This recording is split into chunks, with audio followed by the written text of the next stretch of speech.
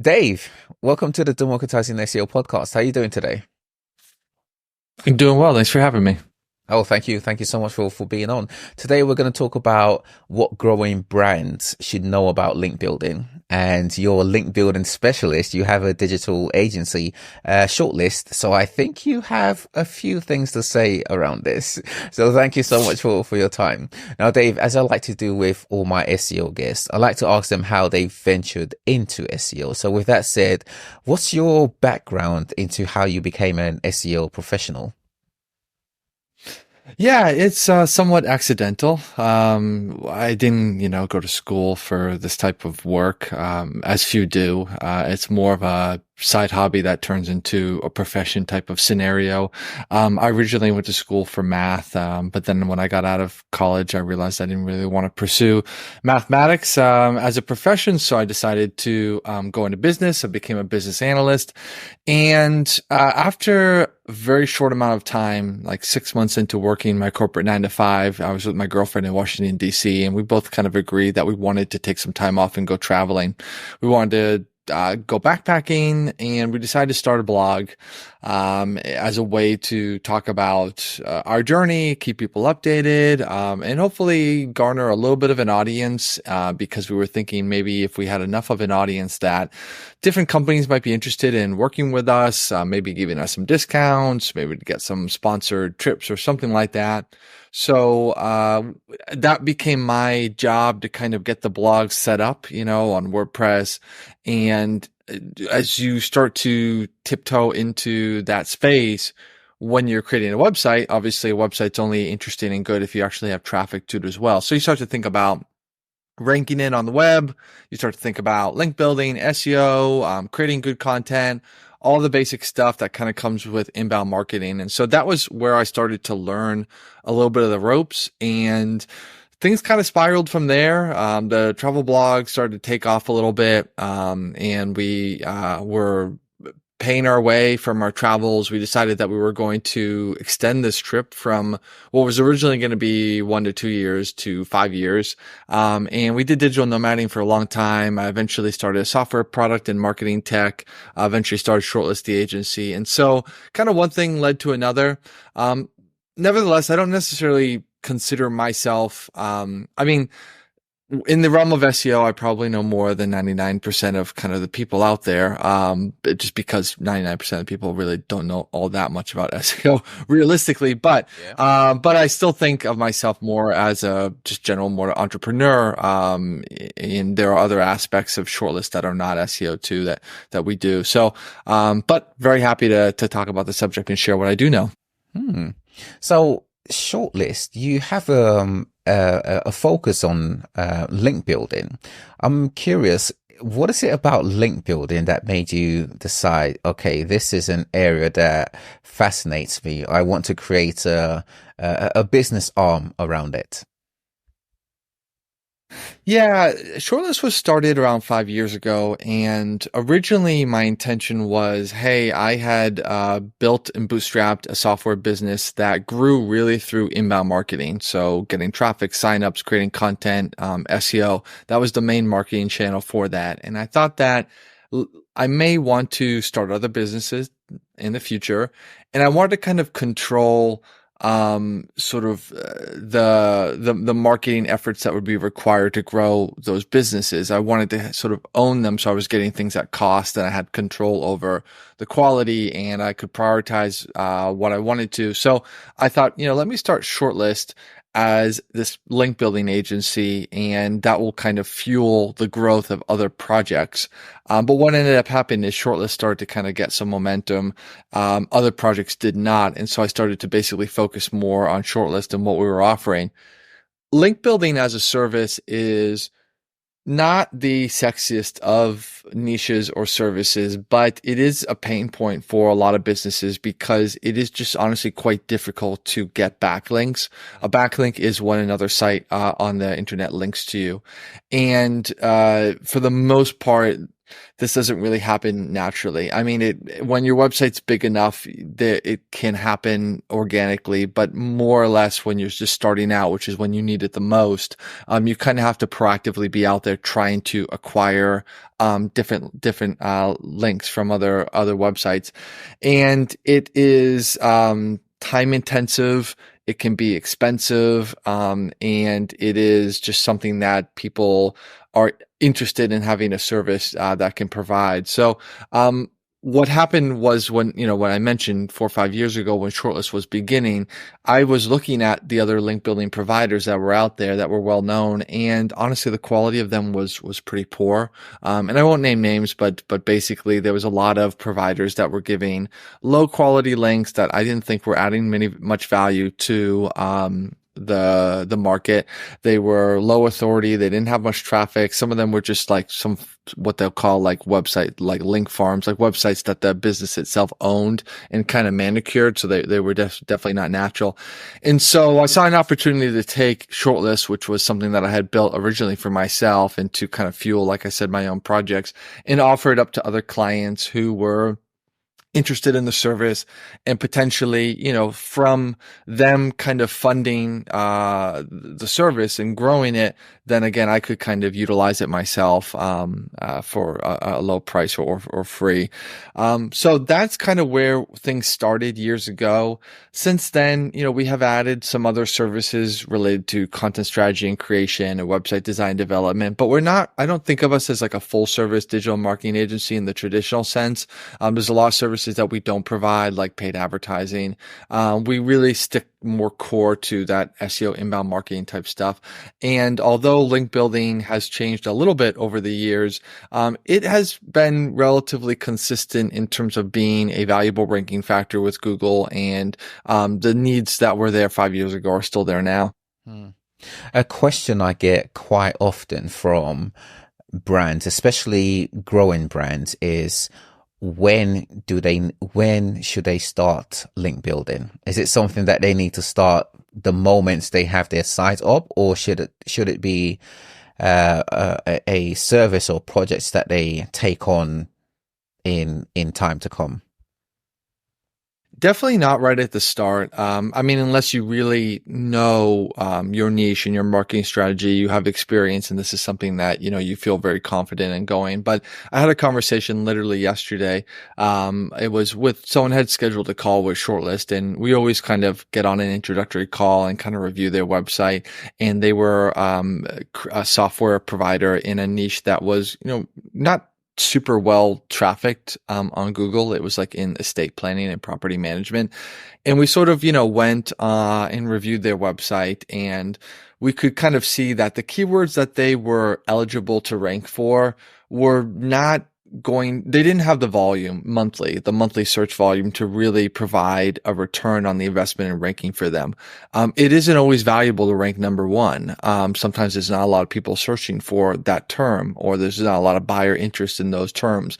And so you can put a lot of effort into trying to rank your website, and frankly spend a lot of money, but not really get much to show for it. So it's, SEO is not for everyone. You have to, if you're capable of doing an analysis, then, well, you probably already know the answer to this. But if you're not, then you need to speak with someone who's a professional. And a lot of agencies and service providers will offer complimentary calls and analyses, and they'll kind of tell you whether or not, well, if they're trustworthy, they'll tell you whether or not this is suitable for you.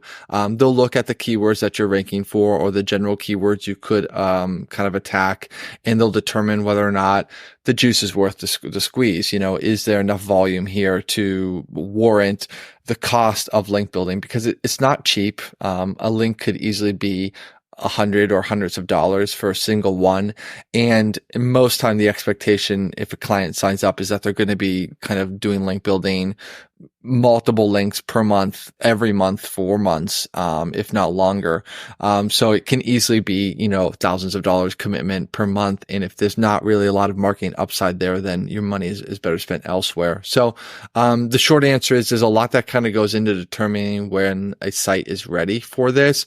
You have to look at the market. You have to look at the competitors. You have to look at their site and kind of their journey.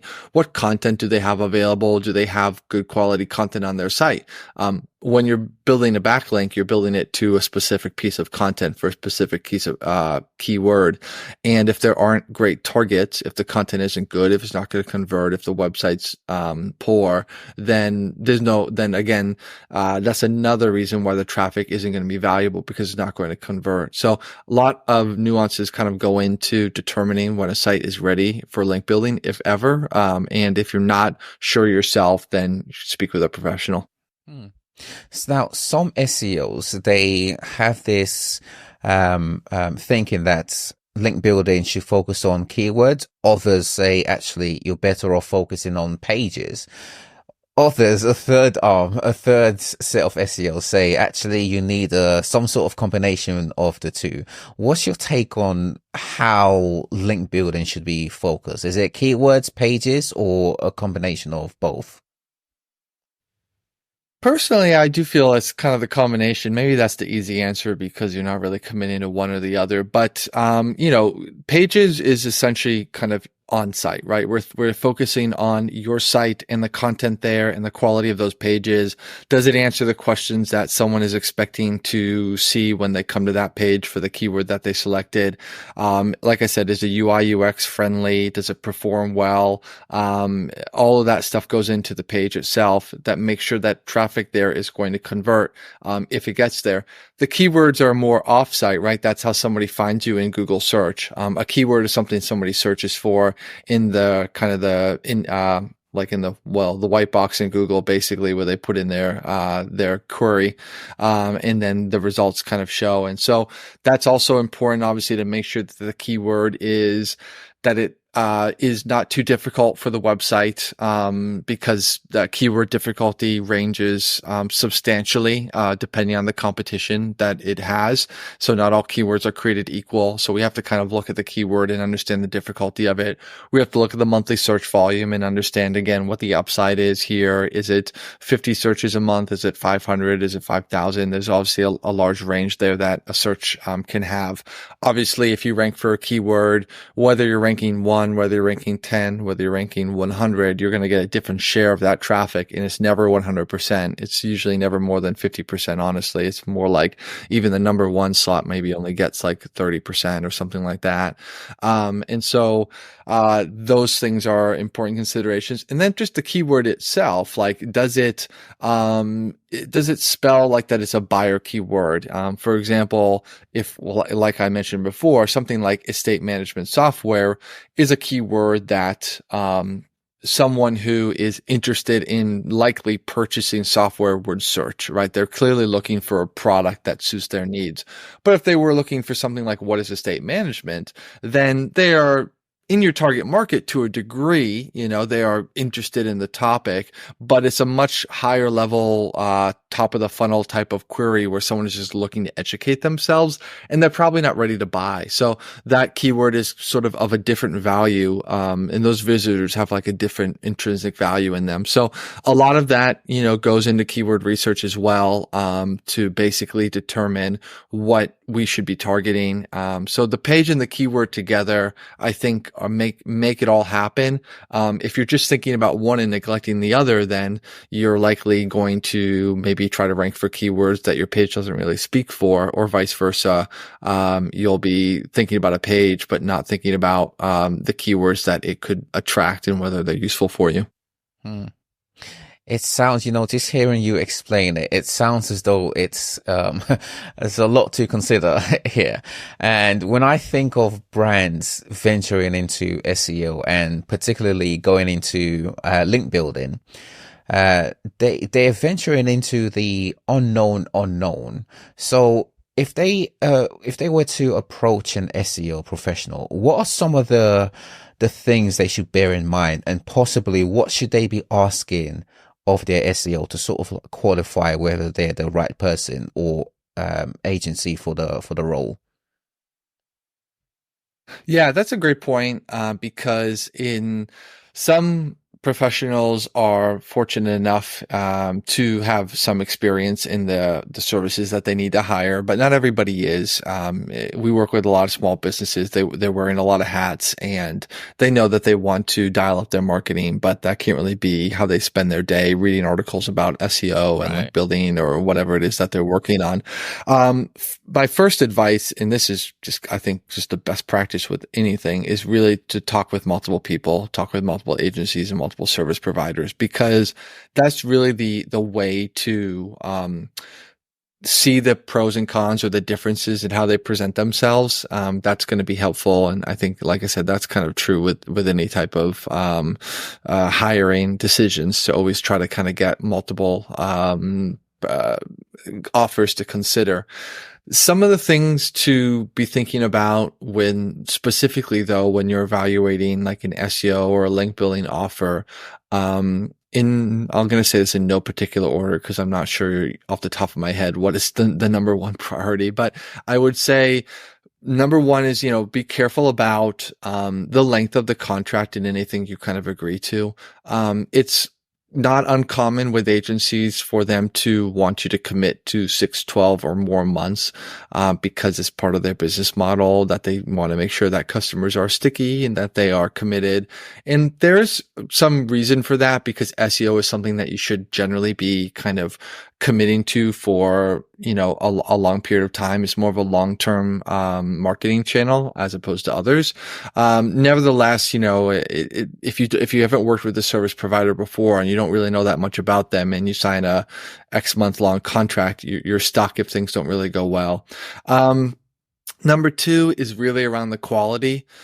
Link building in and of itself is a very general word, but I mean, links come in all different types of, shapes, colors, etc. So, you do need to kind of understand what are some of the main metrics involved in evaluating a link. Commonly you'll see something related to authority. So something like domain authority or domain rating are two metrics that are very common to look at. These metrics are usually on a scale of like 0 to 100, and the higher it is, the more authoritative something is. And it's an exponential scale, so it's harder to go from 30 to 40 than it is to go from 20 to 30. And so that's an important one as well. For example, with Shortlist, we don't really work with anything below a DA of 30. Below that, we just generally feel that link isn't particularly valuable. It's important to kind of understand what the authority of your website is. Your website might have a domain authority of 30, 40, 50 or more. And generally speaking, you're trying to get links that are higher than yours because you're trying to bring yourself up. It doesn't really benefit a DA 50 site to get a lot of DA 30 links. So that's one thing to kind of look at. Domain authority, though, in and of itself, if you just look at it in a silo, is just a single metric that can be manipulated. We want to see that the website itself has actual organic traffic, not the client's website. Again, I'm talking about the backlink, where the link is coming from.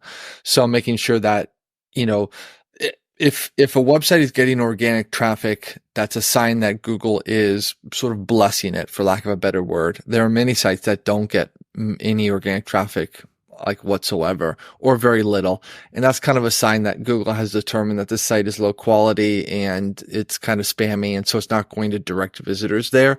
So if you see a site that's large and has lots of content but doesn't really have much organic traffic, that's a sign that, Google has kind of said like, this site is no good. And to get a link from there is also not really going to benefit you in the same way. So in terms of, the most common metrics to look at with the link is really the domain authority and the organic traffic. We look at, like a dozen different metrics, ourselves personally, because we really want to feel confident in the quality of the stuff that we put out.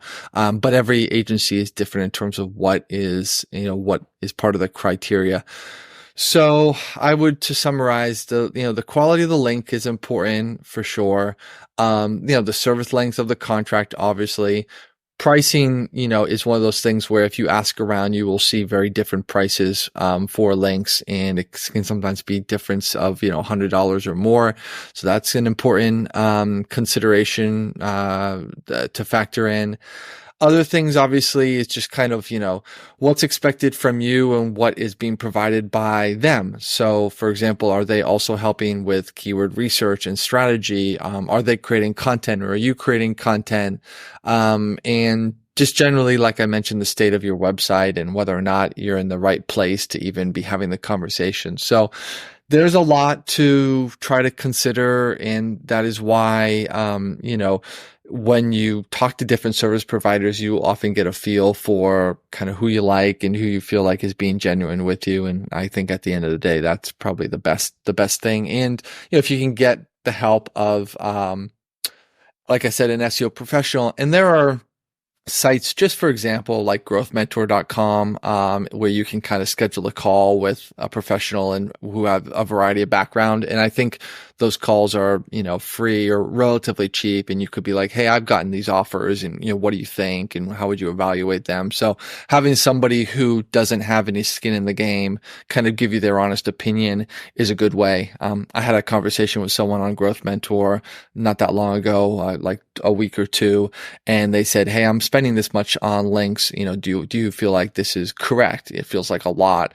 And I said, well, I don't, to be honest, I have to see these links because, until I see what you're getting, I can't really tell you. And I looked at the links and many of them were not high quality. And I kind of showed her, I said, look, if you, for example, had been working with us, like you would be spending 30% less and you would be getting better quality. So it does help to kind of talk with somebody and, have those conversations. So when a client comes to you guys and say, okay, I would like this service from you, what are the sort of things they can expect from a servicing point of view? And well, let's start with servicing point of view, and then I want to venture into reporting. But first, servicing. What sort of things can they expect from Shortlist? Sure. I mean, we work with a variety of clients. Obviously, we work with lots of brands who are in different industries and niches, and I think that's kind of more where you're going with this question. But we also work with agencies who white label us, and so that relationship is different. They have different kind of service needs, different reporting needs, and the model's a little different. But when it comes specifically to working with brands, obviously, sometimes people come with saying they believe that they need this, and then our job is to determine whether or not we agree with that assessment. We don't really want to take anyone on that we think is not going to make sense, because 3 months later, they're going to be pointing the finger at us if they don't get the results. Once someone has signed up, it really does come down to the deliverables. So for example, we try to operate on more of a productized service type of model. And that's why we kind of sort of obscure the line between agency and what we are, which is where there's more of these set deliverables every month. So that might be 5 or 10 backlinks. It might be a couple of blog articles. All these things kind of are things that we try to commit to monthly to sort of operate as if you had your in-house marketing team and they were sort of writing for you or they were getting links for you, and sort of it's clear what you're getting delivered every month and what you're paying, and there's no kind of variability in that way. There's not really an onboarding fee or period or anything like that. From month one, if you work with us, you kind of get what we agree upon. They're going to get, basically a hands-on account manager who is there to understand their strategy and to be able to answer SEO related questions and to share with them the link building, where the backlinks are coming from, what the quality of those sites are. All that is usually delivered in some sort of a spreadsheet or something like that. And then we're going to be tracking, various analytics and doing reporting, which you already kind of alluded to. And so it's not uncommon for agencies to include all different types of metrics and things like that as part of the reporting.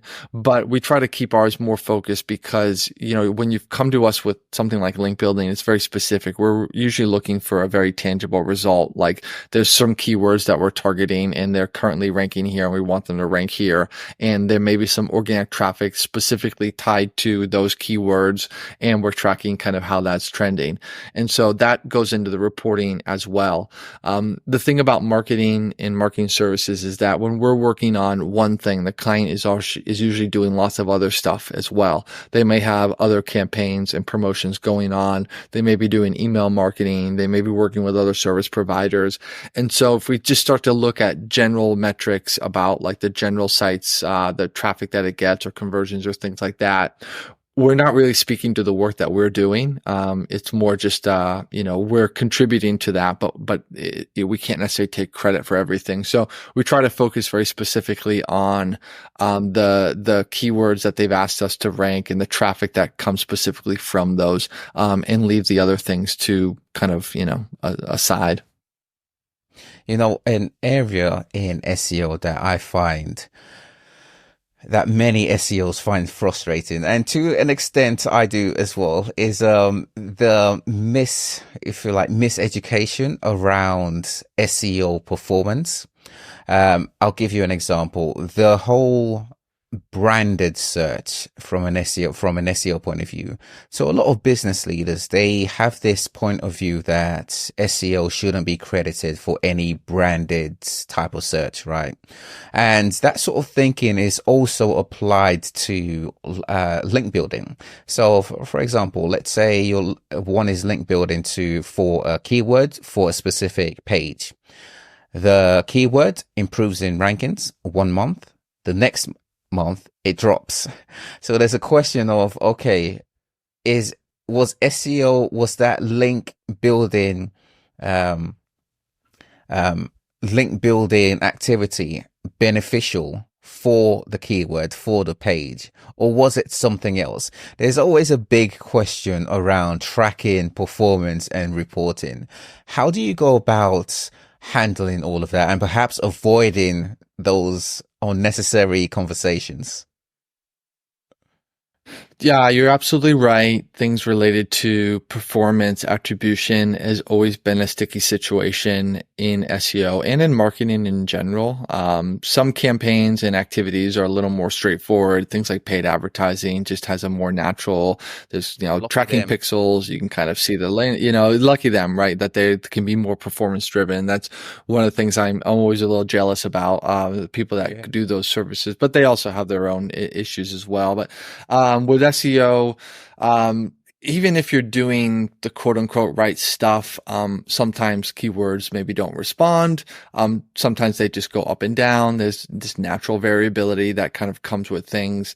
And that all kind of, and then even if it is moving up, you're still kind of far away from a lot of, the revenue side of things. So, improving the keyword ranking is one thing, but then, we have to assume that maybe they can get more traffic and that traffic is going to convert. And, there's many things that when we work with a client, we frankly just don't know. We don't really have access to their revenue dashboard or their conversion tracking. Those are usually things that are just a layer beyond kind of our relationship.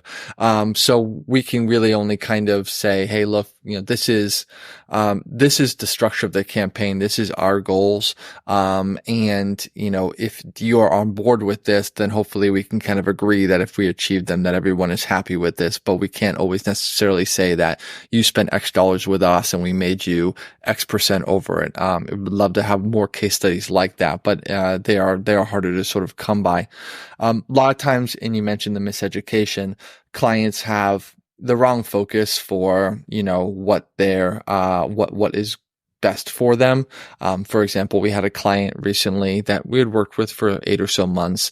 And they canceled recently. And they cited that they were unsatisfied with the increase in their site's domain authority. So they had they had a domain authority of X and they wanted it to be, higher. While working with us, their domain authority had improved, but not by leaps and bounds. However, they had gotten a lot more traffic, their organic traffic had increased significantly. And so that to me is a situation where the client is kind of prioritizing the wrong things. It's great to have a high domain authority and higher is generally better, but in and of itself, it's just a number, and it doesn't necessarily lead or imply any sort of more conversions or money. But traffic is different. Assuming the traffic is of a similar or better quality to what they were getting before, then more is better. More is going to lead to more converting, more money and things like that. So, it's sort of, this is a common issue within the industry, because a lot of people, like I said, they're business owners, they're running their business, and it's not their job to know about, different marketing things. But then it becomes sometimes difficult to have that conversation because there's this knowledge gap between us and them when we're trying to kind of explain what their priorities should be, or what's important, or what's realistic, what are appropriate expectations, and they're just not aligned. We do the best we can up front with conversations to try to make sure that we're attracting the right people, but it doesn't always work. Mm-hmm. The entire education around SEO for non-SEOs, I think, is the responsibility of SEOs. And I think the miseducation is very much because of the rhetoric SEOs have had for the 25 plus years, right? What do you think SEOs should be saying to business leadership around or about link building specifically? Yeah, I agree that, link building has changed so much over the years. And I had mentioned before, maybe not as much in the last 5 or so years, but if you start to go back, 10, 15 plus years, the tactics for link building have changed a lot, and a lot of them have kind of died out. And the ones that we have left are the ones that have generally been consistent over time. A lot of what SEOs like to put out as well is, the stories that people like to read, which is some sort of explosive growth or massive success that they've had. And this type of success bias really skews people's interpretation of, the industry and what's realistic. And, there's so many things that go into a campaign that may not be applicable to you. So for example, well, how much, money was this person spending per month, or what was that niche, or what web, what was the authority of their website that they started with? What type of content did they have? Like all these things, are not apples to apples that, every website should expect explosive results and growth, like in, a couple months or something like that. More often than not, it tends to be pretty slow and steady. And it's, it can be a good investment over time. But if it's, if you're looking for growth, in 90 days, if you're sort of, if that's where you're at with your business, if that's what you really need, SEO is not likely going to be a good path for you. It's something that is more of an investment, like I said, over time, if anything. So I think that there needs to be more dialogue just around, what does a more typical story look like? What are more reasonable expectations? And some of the things that we've discussed here, which is, what is it important for the client to understand when they engage in SEO services or talking with a professional, and kind of understanding their niche and their website and the factors that are going to contribute to success or failure. With all of the moving parts around link building, at the end of the day, it comes down to a very simple bottom line ROI figure, right? The cost and the reward, so to speak. And I find that businesses, they can't help but to factor in the cost per link. This is a common metric I see across several industries. Businesses just cannot get around that. They want to know, okay, how much does a link cost? And if I'm paying this much, what is the return on that cost? So if a link costs, let's say, $250, and throughout the year I acquire 20 links, right? How do you then justify that spend, especially when you can't attribute the return on investment directly with SEO, especially with link building? Yeah, it's very difficult. Not all links, as I mentioned, are created equal. So thinking about the cost per link as a means of, comparing across different providers or even marketing tactics that you're using, some links are of high quality, high authority, high traffic, others not so much. But even then, it's difficult to sort of say that X link is twice as valuable as another one, is a 40 DA twice as valuable as a 20 DA link. There's just there's only so much science you can really apply to it. There's a degree of kind of nuance and faith, which again makes this job kind of difficult. And I understand that people have skepticism and things about whether or not this is going to be useful for them. And then beyond that, even if you have sort of understood the price of a link and you're on board with it, then as you mentioned, there's kind of the total cost of the marketing and the $5,000 for 20 links at $250. How do I know I got my $5,000 back? You can kind of do little back of the end envelope calculations and kind of say, well, if organic traffic went up this much, and then we had these conversions, and then the lifetime value of my customers is so-and-so, what is that going to net me? And while that number is obviously, what's the word I'm looking for? It's very fluid, right? It's not really an exact estimate. If the number came back that, you spent $5,000 and you made 5,001, you can kind of say, okay, this was probably like a mediocre campaign, like at best, and maybe actually it was more likely to underperform this. But if you somehow were able to estimate that you spent $5,000 and you made $50,000, well, it's maybe not clear that you really made 10x, but probably you can say it was a win, because at least you're thinking that the range of what it was, likely to be more than what was spent. So you're kind of trying to get to an outcome that feels clear and obvious, something where you kind of say, I know the value of my customer. I know how much extra traffic I can get from these keywords. So if I can go from this ranking to this ranking, and there's a difference in click-through rate in these two rankings, you can start to kind of build out that calculation. And if it becomes clear and obvious, then we can basically kind of label it a success. And if not, you kind of have to sort of say a failure or sort of undetermined. That's really the best that you can really do. It's hard to really, like I said, come up with a real ROI on the work. But, generally speaking, if we feel marketing campaigns are successful, we want to continue with them. And that's kind of what we need to know. The $1 million question then, is link building worth it? With all of that said, at the end of the day, is it worth it to actively acquire links?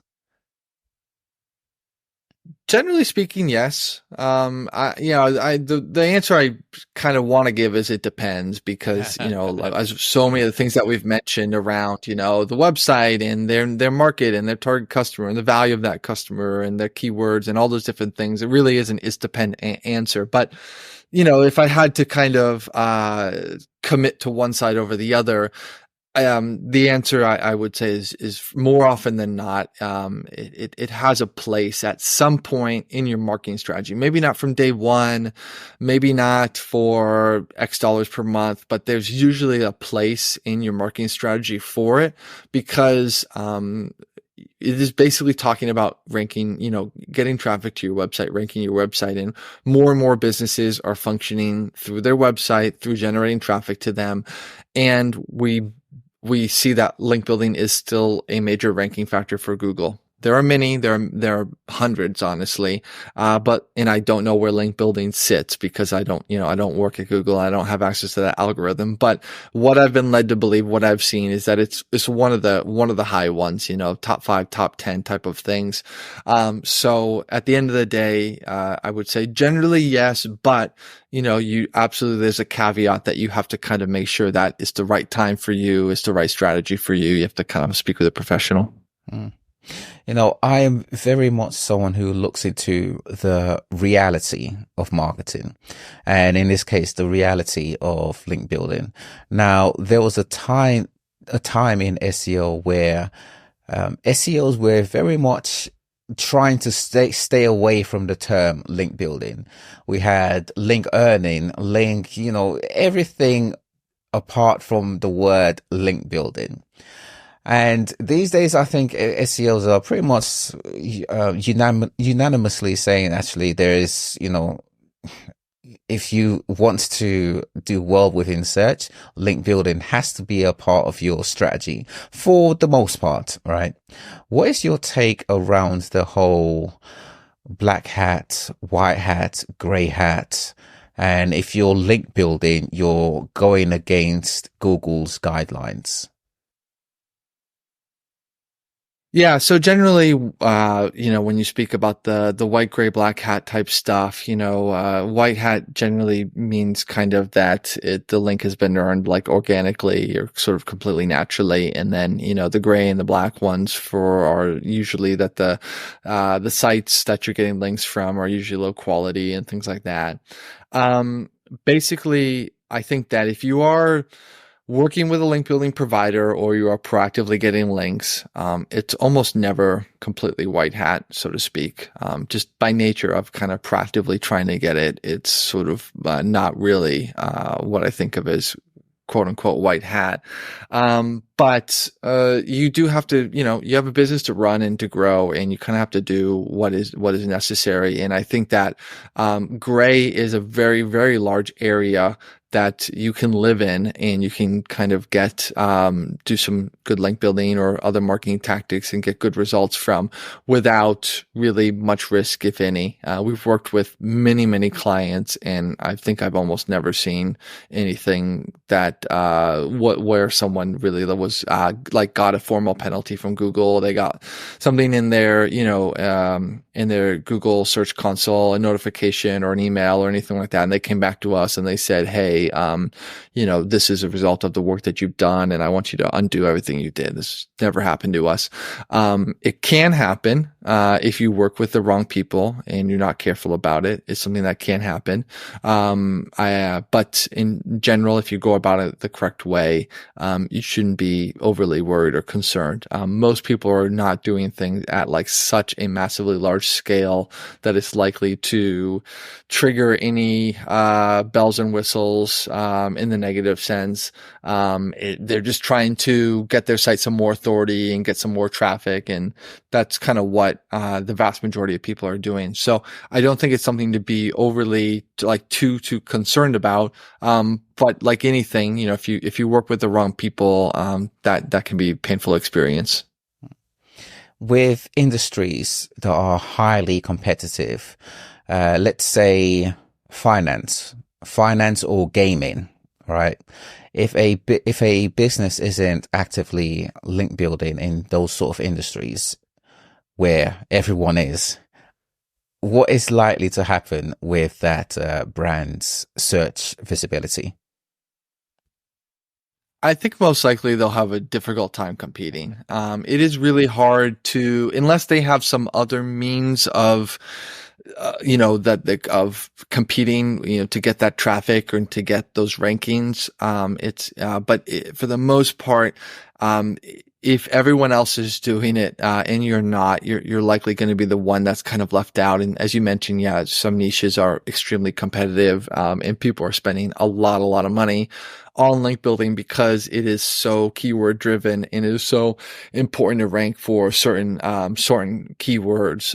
So, those are the things that you need to kind of know when you get into business, really. And when you choose an industry, you need to kind of understand what is going to be necessary for you to kind of compete. And do you have the means of doing it? Do you have the budget to be able to kind of spend? And I mean, in most cases, with new businesses trying to compete against a Goliath or something, you can't really go head to head. You have to kind of find something even a little bit more niche or a bit more sub within the larger industry that you're in to kind of pave your way first and establish a little bit of an anchor there, somewhere where you're a better fit than the bigger guy, because the bigger guy is so big that they can't focus on a particular segment or target market. And so you're not just finance, but you're, finance for this type of customer base and in this way. And that way, you're biting off something you can chew, and the task is more manageable.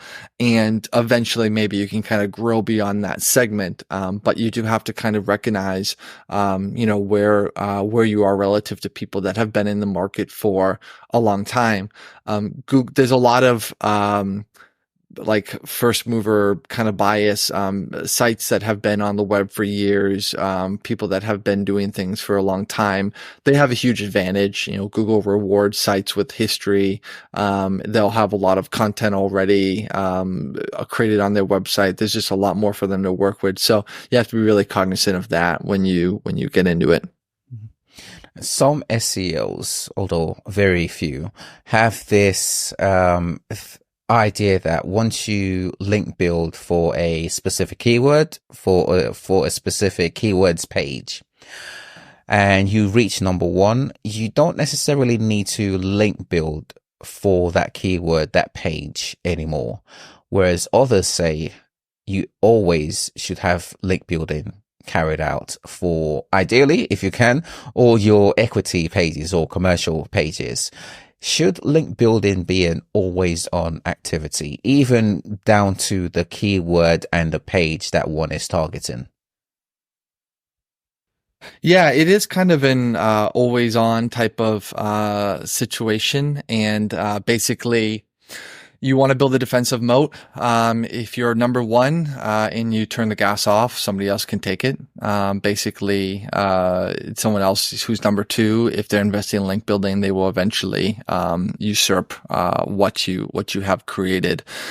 So you maybe be able to decrease the budget a little bit, but eventually. Oh, there we. Hey, sorry, my battery. Yeah, I'm back. Yeah, my battery died. I'm sorry about that. I thought I had time to answer one more question and then get it. Did this affect the recording? That's okay. We can pick it up from here. I just had one more question. Well, after this, you answer that question. Just had one more question to go. So do you want to finish off what you were saying around always on link building activities, and then we can wrap it up? Yeah, sorry about that.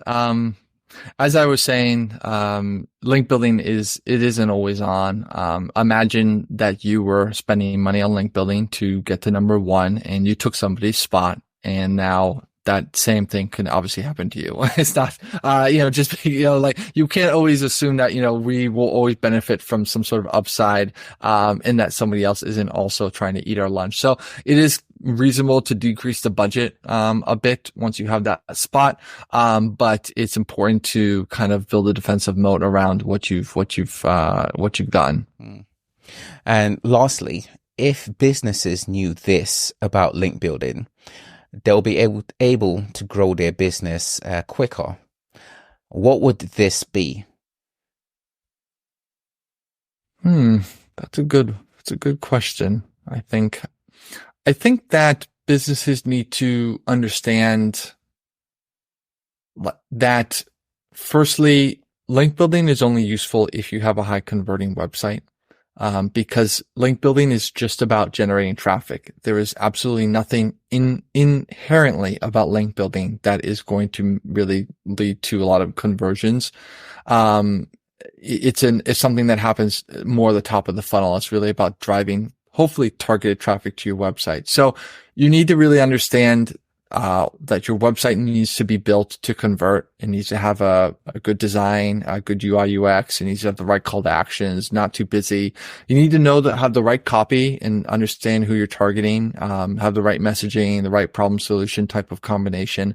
All that stuff is really about the website itself. And if that stuff isn't in order, then link building is not going to do anything for you. You could double your traffic, but it's not going to create any more customers. So you really should already feel like you have a high converting website before you even bother to do link building. Here. Dave, where's the best place online for people to get in touch with you? Yeah, you can shoot me an email, dave@shortlist.io, or check out the website Shortlist, as I mentioned. I'm getting more active on LinkedIn, so happy to engage there as well. What's your site URL? Shortlist site URL? Shortlist.io. Got you. I'll have the links in the description for you. Dave, thank you so much for your time today. Have a brilliant day. I'm sure we'll catch up again another time. Awesome. Thank you. Cheers.